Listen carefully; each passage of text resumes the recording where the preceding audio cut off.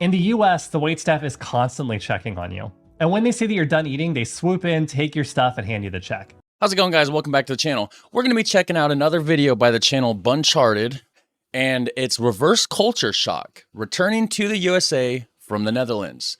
So I don't know how long they've been living in the Netherlands. I've watched a couple of their videos. I reacted to one of them for sure. I think that's the only one I reacted to, was just one.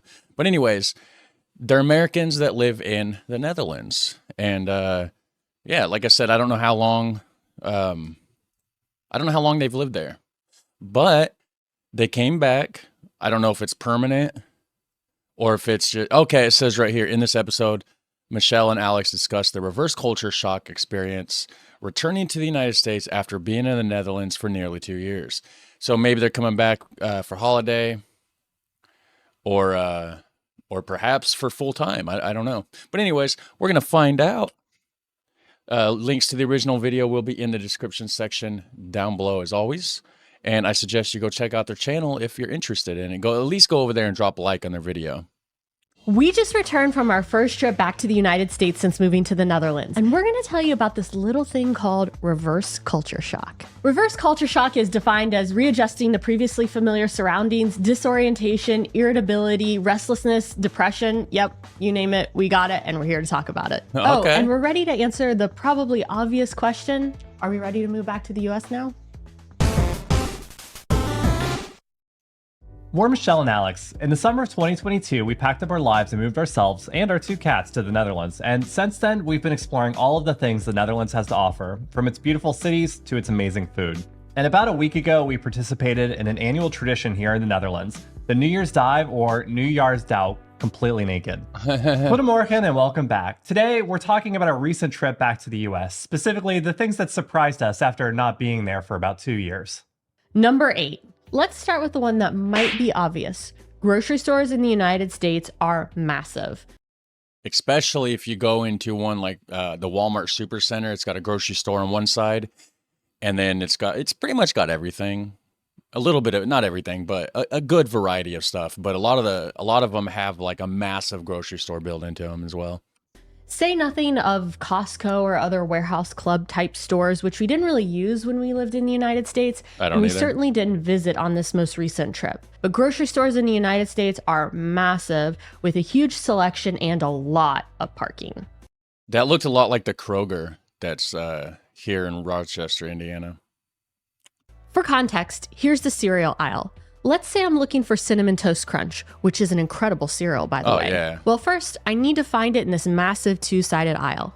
Okay, here it is, in 3 sizes: regular, large, and giant size. There are also a few other variations of the classic Cinnamon Toast Crunch: rolls, Tres Leches Toast Crunch, and minis. I haven't seen those other ones. I've just seen the standard original Cinnamon Toast Crunch.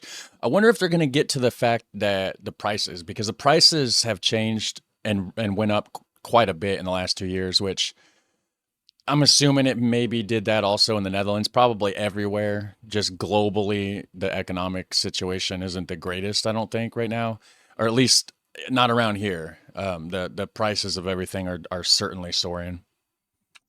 Oh, look, there's another option: Cinnamon Toast Crunch in a bag.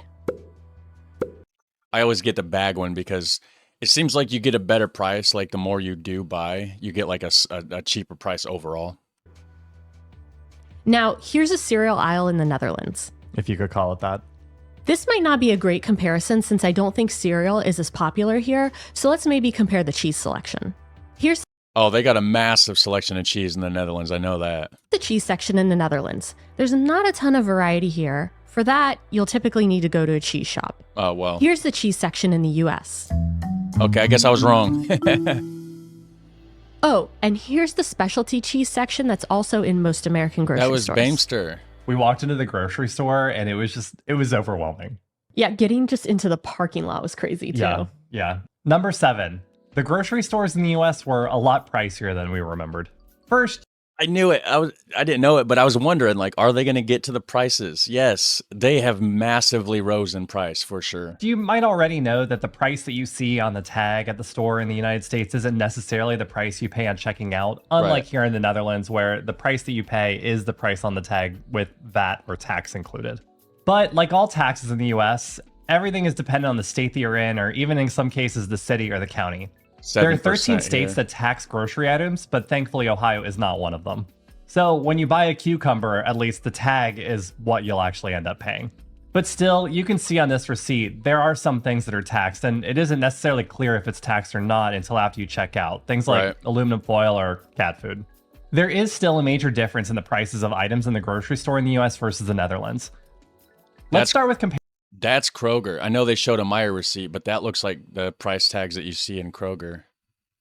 Maybe it's Walmart. No, it's not. I think it's Kroger. Comparing a simple cucumber. Here's how a cucumber is tagged in the US, and here's how it's priced here at our local Albert Heijn. Now, bread is a bit... Okay, that was Albert Heijn in the Netherlands. Why is it in English? That right there looks like Kroger.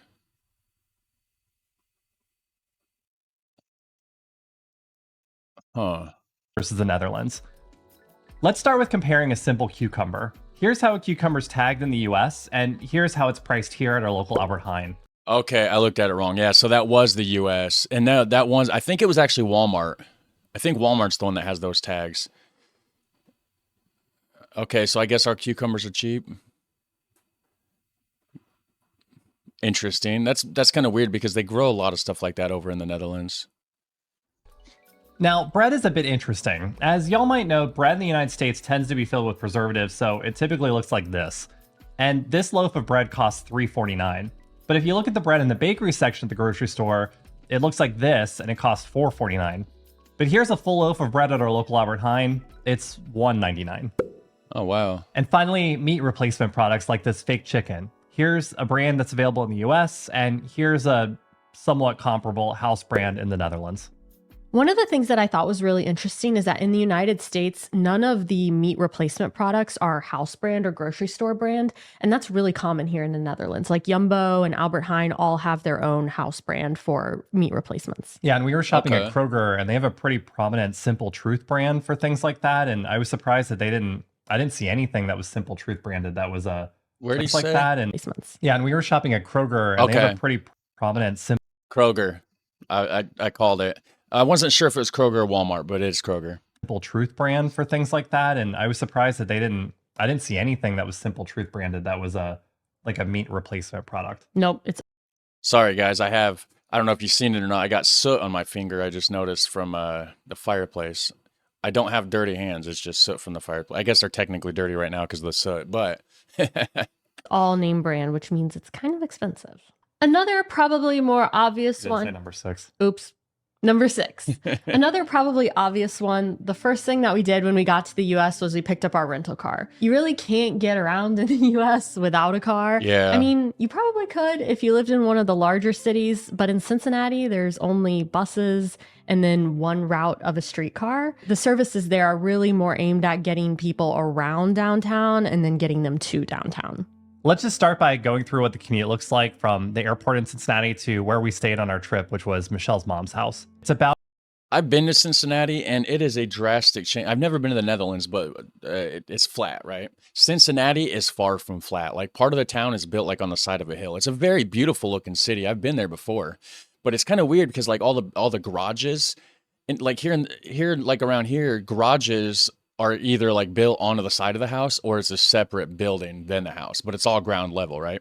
In Cincinnati, a lot of times you go down and the garage is actually under the house. Very crazy looking.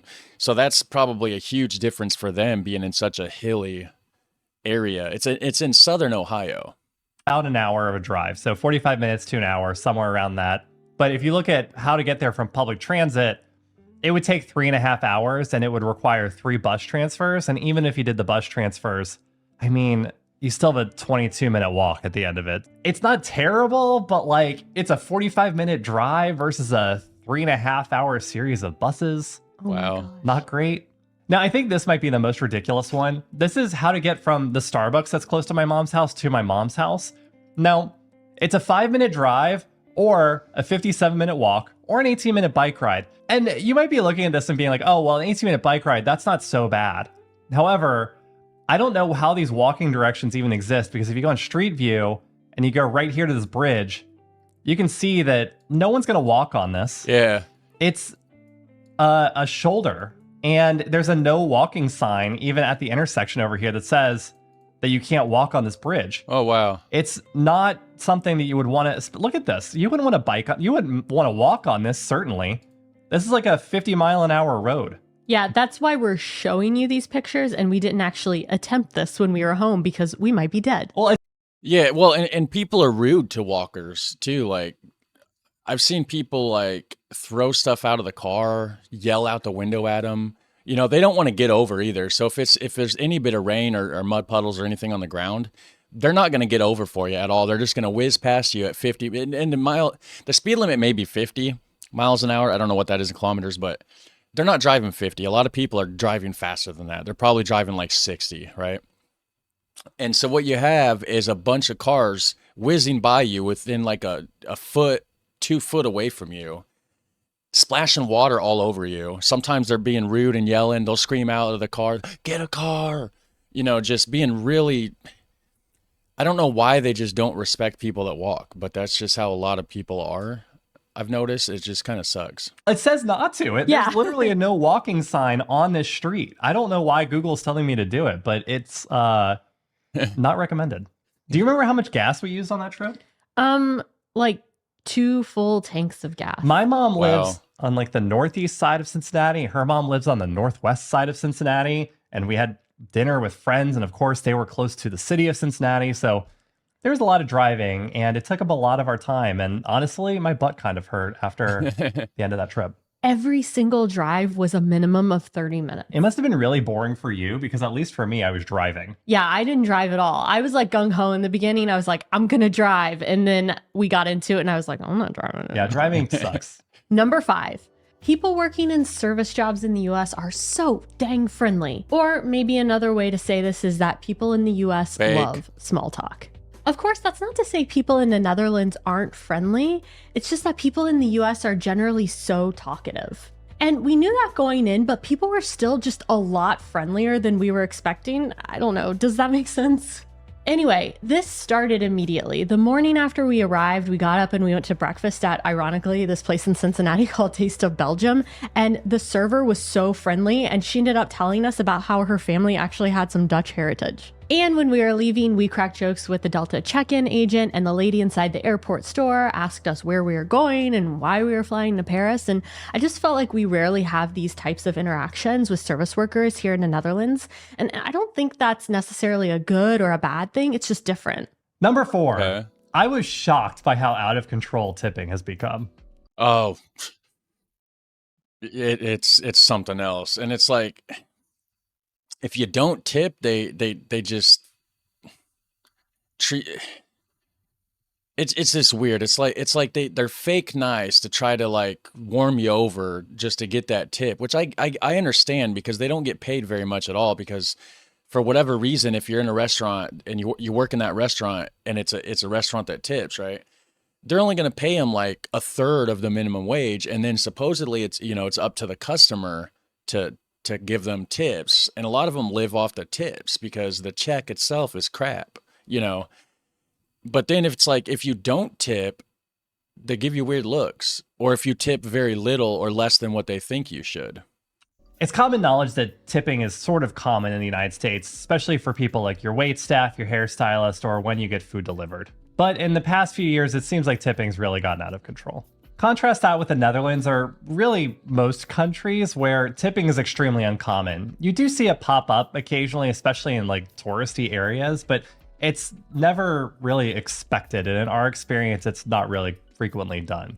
The only time I can really think of even being prompted to tip here in the Netherlands is when we occasionally take an Uber or if we get food delivered. Around here, though, it's like it's expected, though. And you're a piece of trash if you don't, is how it seems. And in that case, the amount is significantly lower, usually somewhere between 5 and 15%, whereas in the United States, the expectation is almost always 20% minimum. And in some cases, the prompt that shows the tip values after you complete your transaction even shows you a lot higher percentages. Yes, sometimes I've heard they start at 20%. Yeah. And then it's like 22, 25. Yeah, 30. Crazy. Yep. At our favorite restaurant in Rotterdam, Bureau E Salvia, a dinner with 2 entrees, a glass of wine, and an appetizer costs somewhere around 50 euros. And an equivalent meal that we had in Cincinnati cost us around $80 with tip, which is almost double. At the end of the day, I believe that these servers should get paid a fair wage, and tipping is part of that because they don't get paid normal minimum wage in the US. They get paid something ridiculously low. Yeah, it's like $2.30 an hour. Like tipping is a component of their pay, but that's not right. Like, no, I don't know. I don't know if I'm complaining about the prices at restaurants or if I'm complaining about tipping culture, but something needs to change. I think they just need to pay him a decent wage and stop relying on the customers to make up the difference, really. Because you go somewhere and it's like, like they said, almost $80 for a meal. And then they're expecting you to pay, almost a quarter of a tip. That's another $20. You're looking at $100 just for a couple meals. That's just insane to me. Number three. Speaking of restaurants, we forgot about one more thing that's a difference with service. In the Netherlands, once you've ordered your food and drinks, you've essentially finished your transaction with the waitstaff. I mean, of course they bring you your food and drinks, but if you want to get something else, or once you're ready to pay the bill, you have to call them back over. And here in the United States, they're constantly, like every 5 minutes, coming over. How's everything going? Is it tasting good? Oh, this and that. Which I get it. They're trying to be super friendly to earn that tip. But it's like, leave me alone so I can enjoy my meal with my family. We're in the middle of a conversation here. You don't need to come up every 5 minutes. If something was wrong, I would tell you. If I needed something, I would wave you over or something. I don't need you to come every 5 minutes. Like, I get it, but I don't get it, if that makes sense. In the US, the waitstaff is constantly checking on you. And when they see that you're done eating, they swoop in, take your stuff, and hand you the check. It is friendlier service in some ways since you don't have that awkward hand wavy thing that you have to do to get the attention of the waitstaff here in the Netherlands. Make eye contact. Yes, exactly. But it's also very much like a get in, get out type of thing. Yeah. I'm not really sure which one that I prefer. What do y'all think? Let us know in the comments. It was really strange how when we were at Taste of Belgium, we were there for maybe like 30 minutes. And I think the waitress outside of our like banter with her probably asked us if we wanted more coffee like 3 times. Yeah. Yeah. And I did. Yeah. But see, the thing is like he said, as soon as you're done, they swoop in with the check. They want you to leave. That way they can rush in with the next, group of people to sit down at the table so that they can hope to get more tips because they rely on the tips. He wanted it all 3 times. That's true. It was different. But that's how we got to know her. Yeah. Number 2. So obviously on this trip, we didn't experience the air conditioning that's so common in the US. It was December and it was cold. In Ohio, we generally have cold, sometimes snowy winters and very humid summers. However, we did experience central heating, which is a hot, dry air that blows through vents from a furnace instead of it coming from radiators or up from floors, which is generally what we see or feel here in the Netherlands. I feel like we have to mention this one, but the bigger shock to me was the lack of fresh air. In the Netherlands, ventilation is just really common here. Either there's like always a window cracked, there's vents actually in your windows, or in fancier homes, there's some sort of centralized ventilation system. In the US, it's all done by your central heating and air conditioning, and it does pull in air from the outside, but man, it just feels really different. In the Netherlands, it kind of feels like we always have a window open, which is really nice. I actually really, really felt this one. It was really dry in your mom's house. Yeah. No hate. It was a great place to stay. It was very comfortable, but I just don't think I fully appreciated how much we can manage the humidity levels in our homes here just by opening a vent or by opening a window for a period of time. Wow. I don't even think we were staying in our basement. There was no window to open. Nope, we couldn't open a window if we wanted to. It was just all dry air. Yeah. We had to bring in a humidifier.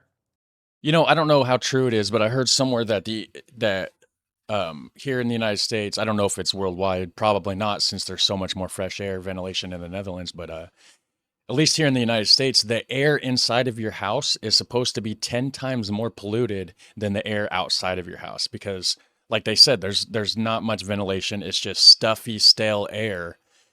And I would really, really, really enjoy the fresh ventilation that they're talking about. Like that sounds nice. Number 1. Here's one that we experienced as we were planning to leave and for the entire time that we were there. We were terrified of having to use the US healthcare system. In the Netherlands, our healthcare plan here will cover the cost of emergency healthcare that we need when we're traveling. However, it's only up to the cost of an equivalent service in the Netherlands. And like I mentioned in our vlog about buying our bikes in the Netherlands, I broke my hip on a bike in 2013. And at the time, Wow. I was actually covered by my employer's healthcare plan. I remember receiving the bills, which literally came for months after I left the hospital. And I swear I don't have the statements anymore, but one of them was for well over $60,000. That was just for Jeez. one of them. That was the pre-insurance amount, which is still absolutely crazy. That's basically what I would be paying if I was uninsured in the United States right now. I don't have American healthcare insurance. It would just be $60,000 minus the equivalent urgent healthcare service in the Netherlands, which would probably still be quite a lot of money. It's a lot of money. That would also be the same price for one of the people that are underinsured or uninsured in the United States, people who just can't afford their health insurance premiums. And by the way, as a self-employed individual here in the Netherlands, the amount of money that I pay for my healthcare here is equivalent to what I was paying in the United States as my share of the healthcare plan through my employer. But the deductible in the United States was $2,000 or more, whereas here in the Netherlands, it's like 385 euros. So Yeah, the thing with the deductible is like you're already paying for health insurance, whether you use it or not, right? Which that's pretty standard everywhere, okay? Unless you get the free universal healthcare, of course. But it does come out of your check or whatever. But see, you're paying for it regardless of whether you have to send it in every month or they just take it out of your check, right? But then when you actually go and use it, you actually go see a doctor, you have to pay the deductible like he's talking about. Sometimes it can be, like he said, $2,000 to go see the doctor. And it's like, what have I been paying for? Why am I paying you $2,000? I've been paying every single month, you know? And that's how I ended up paying over $2,000 when I broke my hip. So yeah, that's something that really weighs on you when you're traveling back to the United States. And in the end, we decided not to get supplemental insurance for the trip, but honestly, that was a really tough decision for us. So no, we're not moving back to the US anytime soon. We'll stay in the Netherlands as long as the Netherlands will have us. Nice. We post new videos every week, so if you want to see videos of us exploring the Netherlands, be sure to subscribe. That tells YouTube to get our videos from us to you. As always, thanks for watching, and we'll see y'all next week. So done. Dewey. Yeah, guys, Almost missed that one. go check out their channel. They do some good stuff. Like I said, I did do a reaction to their video, one of their videos before, and I've watched a couple of their videos outside of doing reactions. But I do suggest their channel. And if you guys are watching, shout out to you. And yeah, everybody have a super fun, awesome day, and I'll catch you on the next one. All right, take care. Bye.